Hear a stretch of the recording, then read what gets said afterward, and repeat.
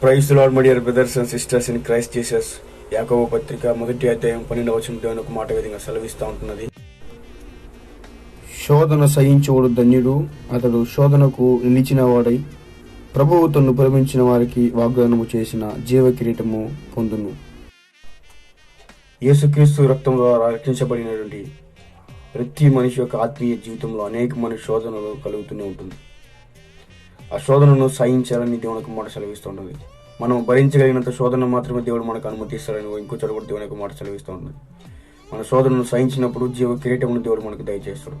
అలా కాకుండా శోధన కలిగింది కదా అని దేవుని దూషించడం కానీ, దేవుని విడిచి దూరంగా వెళ్ళడం కానీ, ఆయనకు మార్గం విడిచి దారి తప్పిపోవడం కానీ చేసేమంటే ఖచ్చితంగా దేవుని యొక్క జీవ కిరీటం మనం పొందుకోలేము. దేవుని యొక్క ఆశీర్వాదాన్ని పొందుకోలేము. దేవుని యొక్క జీవ కిరీటాన్ని పొందుకోవాలంటే శోధనను సహిద్దాం, దేవుని నుంచి ఆశీర్వాదాన్ని పొందుకుందాం. Praise the lord. God bless you. Bye.